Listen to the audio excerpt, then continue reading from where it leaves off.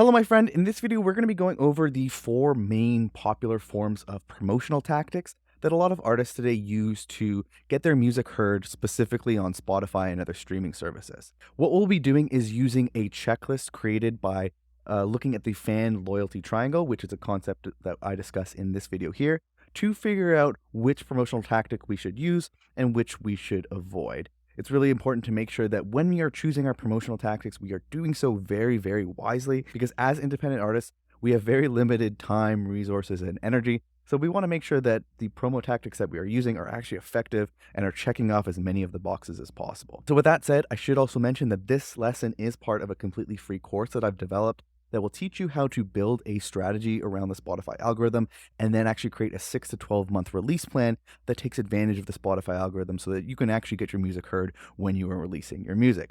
If you'd like to check that out, there will be a link in the description below. Other than that, let's just jump right into this. Let's look at some of the most common ways to promote your music on Spotify so we can identify which promotional tactics are worth our time, effort, and money. The first form of promotion we'll be looking at is blogs and PR. So in terms of targetability, it's a little bit hit or miss here. Obviously, there are some really great blogs that it would be ideal to get your music on, or certain press that it would be amazing for you to have. But really, as an independent artist here, you kind of have to take what you get. So it's kind of so-so when it comes to targetability for blogs and PR. In terms of retargetability, there's no way you're going to be able to put a pixel on any of these blog websites or get them to send you any leads that they may capture. Essentially, if you get a blog placement, there's no way that you'll be able to reach out to any listener or fan that you may potentially get there. In terms of low cost, it really can depend here. So on the one hand, if you are doing this all by yourself, then it can be free. It can be completely free. So that's obviously very low cost. However, if you are paying someone to do a blog or PR promotion campaign for you, it's pretty common to spend around $5,000, maybe even $10,000 for something like that. So if you are going that route, it is absolutely not low cost. In terms of low time, again, it can kind of depend here. Just like as previously mentioned, if you are doing it yourself, then it'll be low cost, but this is going to take up a lot of your time hunting down emails, sending out emails, following up with blog writers, all that kind of stuff. It takes an incredibly high amount of time. At the same time, if you are paying someone thousands and thousands of dollars to run a blog or PR campaign for you, it will not take a lot of time. So it really depends here. And lastly, in terms of triggering the Spotify algorithm, in my personal experience and the experience that I've seen of a lot of other artists is that it really isn't as effective as it may have been back in the day. Blogs aren't as important anymore. Unless you're getting on like a very, very massive blog, it's probably not going to give you the amount of streams and the data that you actually want, that high save rate, high repeat listen rate, all that kind of stuff. You're likely not to find it with blogs and PR. So for that reason alone, but really putting it all together here, blogs and PR really is not worth our time as independent artists trying to grow on Spotify. Moving along, another popular form of promoting your music on Spotify is playlisting. So in terms of targetability, it can again kind of be hit or miss here. Obviously, there are some amazing playlists that would be ideal to get your music on. If you are making hip hop or rap music, I'm sure you'd love to be on Rap Caviar, but the chances of you actually getting on that dream playlist is kind of hit or miss here. So again, you got to kind of take what you can get in terms of playlist placement. So in terms of targetability, it's kind of so-so. In terms of retargetability, it is not that great. The one opportunity that you might have, if someone is actually engaging with your music or saves it to a playlist or actually follows you on Spotify, you may be able to follow up with them with new releases and getting on other algorithmic playlists, or if they like you enough to actually go over to your social media profile and follow you, anything like that. But the chances are pretty low. The general behavior with playlists is very passive. They don't even know who they're listening to. So the chances of them actually following up with you is incredibly, incredibly low with this promotional tactic. In terms of low cost, it can kind of depend here. If you're doing it all by yourself, it can be free and you're just pitching by yourself, doing similar kind of outreach as you would with blogs or PR. But at the same time, if you pay a company hundreds or thousands of dollars to do a playlisting campaign for you, it can cost quite a bit of money. Similarly, if you are doing it yourself, it's going to take a lot of time reaching out, getting rejected, getting some yeses, some nos, all that kind of stuff. But at the same time, if you're spending hundreds and hundreds of dollars on playlisting, then you might not have to spend a lot of your own time. So with those two, it really kind of depends. You can either have low cost or low time, but you can't really have both with playlisting. And lastly, in terms of actually hitting the right numbers that you need to be able to trigger the Spotify algorithm, I find that it is kind of so-so when it comes to playlisting. A A lot of the playlists that you might get on, for example, you might be a heavy metal artist and you go through a playlist campaign, spend hundreds of dollars on that, and then you might end up on a 90s hits playlist that has thousands of followers, which is great. But in terms of relevance, you aren't even making music in the 90s. It wasn't a hit in the 90s, and your vibe doesn't even fit that whatsoever. So that's a common theme when it comes to playlisting, getting on really, really low quality, not very relevant playlists where you're not going to find the kind of high quality engaged listener that's going to love your music, save it, repeat listen, all that kind of stuff, which are those signals that Spotify needs to really start pushing your music out there. You don't really see that with playlisting, and you definitely don't see it consistently with playlisting. So for those reasons, I really don't focus my time and effort on playlisting. Although your results can vary here, it's definitely a little bit better than blogs and PR for sure, but it's not worth my time, my attention, my money, my energy, my focus. So I don't recommend it to you either. Moving right along, another popular form of promoting your music on Spotify is through social media, whether it's trying to go viral on TikTok or consistently posting on Instagram, having your own YouTube channel. Social media is something that almost every artist has at least one toe dipped into. So let's go over this. In terms of targetability, it's kind of so here. There are quite a different little like fan groups and different communities on social media that you can tap into, but it's a little bit hit or miss. People are going to discover you how they're going to discover you. In terms of retargetability, it's quite good when it comes to retargetability. Of course, the organic reach of any post is going down all the time, but you do have methods to reach out to your fans when they follow you here. So there are feeds. You can do a classic post on your feed. There are stories. There's another way to get in touch with fans that have already engaged with you. And you can actually do direct messages. So there's quite a few different ways for you to get in contact with the fans that have already connected with you, which is fantastic. In terms of low cost, social media is quite good here. Generally, it's completely free to use social media. However, in terms of low time, the way that most artists are using social media today, it takes up quite a bit of their time, quite a bit of their energy, and I can see why that can be so frustrating. And in addition to that, the way that most artists are approaching social media, it's not going to be very, very helpful when it comes to actually hitting those Spotify algorithmic numbers unless you have hundreds of thousands of actually engaged followers. It's not usually as good. It can be good for nurturing, for getting fans back to your music and getting some repeat listens, but it's usually not going to drive a high enough volume of listeners over to your music to have a significant impact on the algorithm. However, with that said, there are more pros and cons, and it can be so useful for nurturing the fan base that you have been building so that you spend time, money, energy, and probably a combination of all of those things to get a fan. You can use social media to continue to nurture the relationship, so it is worthwhile.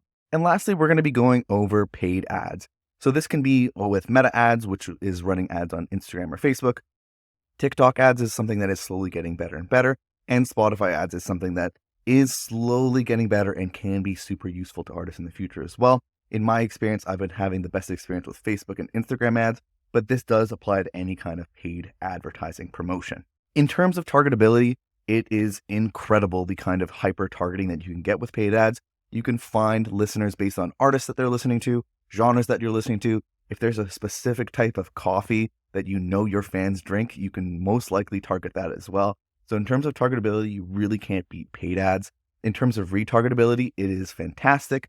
Generally, these platforms use something called the pixel, where they're able to keep some information of these listeners and fans as they're engaging with you, so that you can create separate audience to retarget them specifically. So really, this is an incredible way to spend some money to reach out to new fans and then have a way to send ads out to them again and keep increasing those touch points and building the fan to artist relationship. In terms of low cost, the way that most artists are using paid ads, and really the way that a lot of gurus on YouTube and whatnot teach Facebook ads and Instagram ads, it's not very low cost.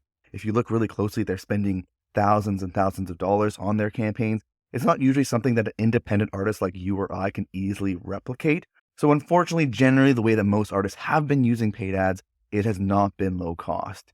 In terms of low time, ads definitely can be a very low time commitment when you are doing them in a very specific way. However, again, some of the way that some of these things are taught on YouTube and the internet from some of the gurus out there can be this misunderstanding that you need to become some kind of hyper nerd Facebook expert data master to really get the most out of paid ads. And that's really not the case. And when you start going down that rabbit hole, you can get a little obsessive over it and it could take up way too much time. I find these things are a lot better when they are automating your time and helping you grow your fan base in the background so that you can focus on more important things. And lastly, in terms of the actual Spotify algorithm, man, this is easily one of the best promotional methods I've ever seen to really target those listeners, because you are so specifically hyper targeting someone that listens to similar artists and similar genre. When they hear your music and they actually click through to your Spotify profile, the chance for them to save it to their playlist, to follow your Spotify profile, to be listening to that song over and over and over again is so much higher than with any other promotional tactic. And for this reason, paid ads is definitely something worth looking into. So by using this checklist, we're able to see that the two biggest opportunities for promoting our music on Spotify and really growing our music career in general is with social media and with paid ads. Starting with social media, we can see that the targetability is kind of okay. The retargetability is pretty great. The fact that it's super low cost is amazing. However, let's be real here. Generally, the way that most artists are using social media today, it doesn't really work in terms of the numbers that you're able to get with the Spotify algorithm, and it simply takes up way too much time. Thankfully, I've found a way to automate your social media in a way that you're able to have it run for you in the background so that you are able to have the benefits of social media without it draining your time and your energy and anything annoying like that. And I've also found a way to use social media in a way that kind of switches up the way that you're approaching social media. So actually, instead of having it as your main way to really trigger the Spotify algorithm, you have a mindset shift from the algorithm over to nurturing and really entertaining and giving value to your fan so that you can really deepen the artist to fan relationship. Moving on, paid ads, we know that it's incredibly targetable, incredibly retargetable. However, the way that most artists have been approaching their paid ad, it is honestly just way too expensive, and it can be done in a way that does not actually get them results. So thankfully, I've also developed a way to have low budget Facebook ads that really flips that downside of it being really expensive or it actually not working, and make sure that you take it a little slower, make sure that it actually works for you, and there's a completely different budget and campaign approach to all this so that you're not wasting thousands and thousands of dollars on paid ads. So the idea with the Spotify Success Framework is to combine those monthly releases that we were talking about in the previous lesson with low budget paid ads that focus on finding and retargeting high quality fans, with automated social media that really focuses on nurturing your fans and building a buzz around you, your music, and your music career. So that really is the Spotify Success Framework here, combining those monthly releases every 28 days, every 4 weeks, with low budget paid ad and automated social media. So if at this point you're thinking, okay, that's great, that makes sense, I understand how this combination can work, but you haven't really explained how your approach to paid ads is different, how you're able to do it with a low budget, and how your approach to social media is different, and how you're able to do it in an automated way that isn't stressful and takes up a crazy amount of my time. And thankfully, we'll be going into detail into both of those things in the very next lesson. And in addition to that, because you also might be thinking, I don't know how I'm going to be able to be releasing enough music, let alone actually writing enough music. And then I don't know how I'm going to be able to figure out how to become some kind of Facebook ads master and social media master. I have a full-time job. I have a family. I have friends to attend to. I don't have a crazy budget with this stuff. I can't see how I would make this work.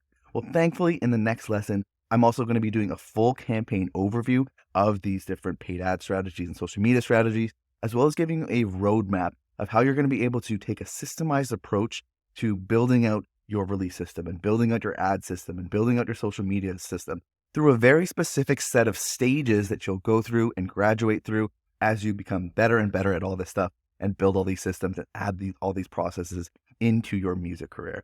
So when you feel like you're comfortable and you have a good idea of what the Spotify Success Framework is, we can jump into the next lesson and dive into all that. So now after watching this video, you should have a good idea of which promotional tactics you should avoid and which ones are actually worth pursuing. If you'd like to learn more about this topic, this lesson is taken from a free course that I have available that will teach you how to develop a release strategy to properly promote your music on Spotify and actually develop a 6 to 12 month release plan that takes advantage of the Spotify algorithm and how a lot of this music marketing stuff works so that you can actually get your music heard when you're releasing it. If you'd like to check that out, it's completely free. The link's in the description. Other than that, if you found this video useful, like and subscribe and all that good stuff, and I'll see you in the next video, my friend. Have a good one.